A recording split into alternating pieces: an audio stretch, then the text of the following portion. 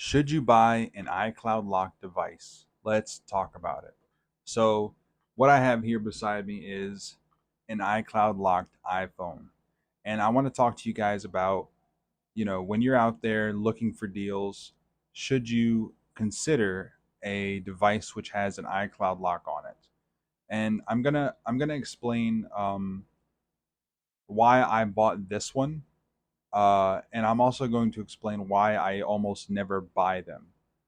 First of all, one of the things I want to mention is if the person doesn't mention that the device is iCloud locked, and you get there and it has an iCloud lock on it, don't buy the device. Unless you want to buy a stolen device, do not buy the device, guys. I've run into that a couple different times where I get there and that's just like, oh, iPhone 13 Pro Max for 350, and there's no mention. I'm like, hey, is it in good condition? Yep, good condition, no cracks, this and that. And I get there, and it's like, you just kind of have to play stupid. Like, it's got this thing. It's asking for a passcode, and of course, I'll automatically I know, well, what's going on here. And then there's always like an excuse. Let me try to embody one. So I'll be like, hey man, it's saying that it's asking for like a passcode. Oh yeah, yeah, that's the only thing with it. But everything else is good though. Everything else is good. It's it's just got the that that lock on it, because like my brother went to the military, and then he forgot it, and so I I hadn't been able to figure it out.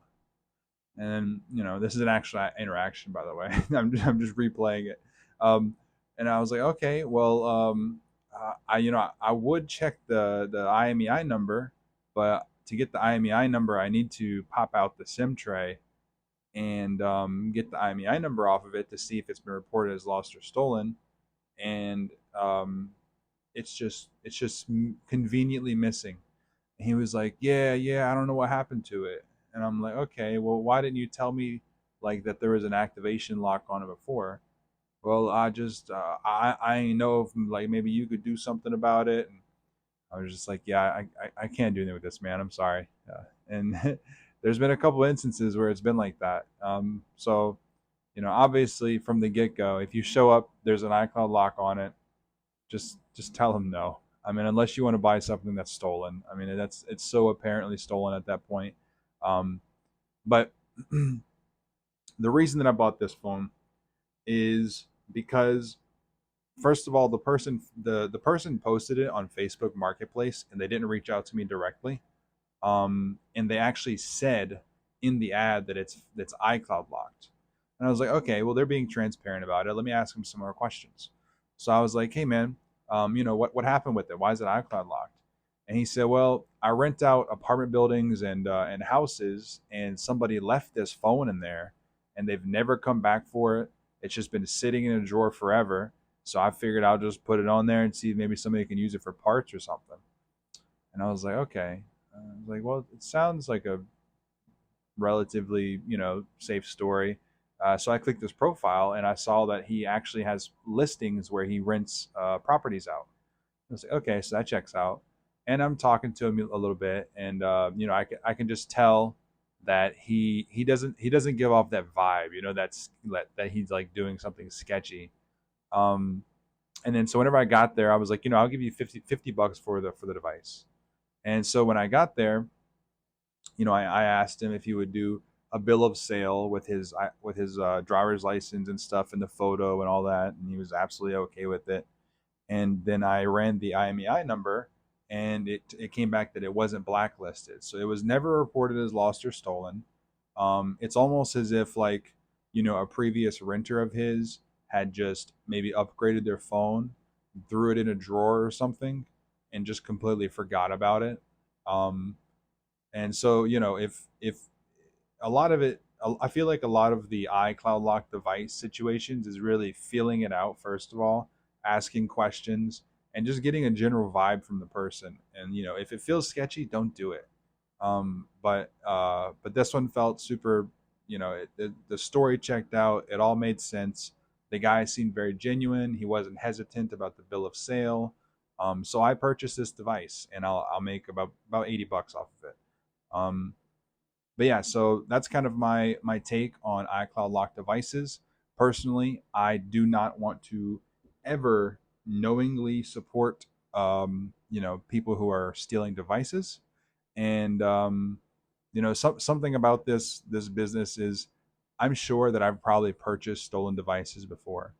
Even if there's not an iCloud account attached to them, it's possible that, let's just say somebody that has a, some an addiction or something, maybe they slipped their grandma's old iPhone from the drawer, and maybe she had reset it and everything a long time ago, so there's no information on it, and they need some money, for their fix, and then they come and sell it to me. I'm sure that it's happened, and obviously it's not something that you can possibly avoid in that situation, but there's precautions that we can take to make sure that that we don't support that we don't, first of all, just supporting that and paying somebody for a stolen device, but also, you don't want to get yourself in trouble.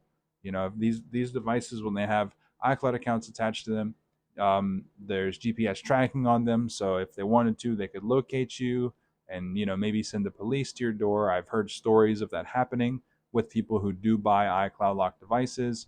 And again, guys, like, really, do we want to be supporting thieves? That personally, I don't. If you do, hey, you have your own moral compass. That's completely up to you. But if you're going to buy an iCloud device, I would just be extremely thorough.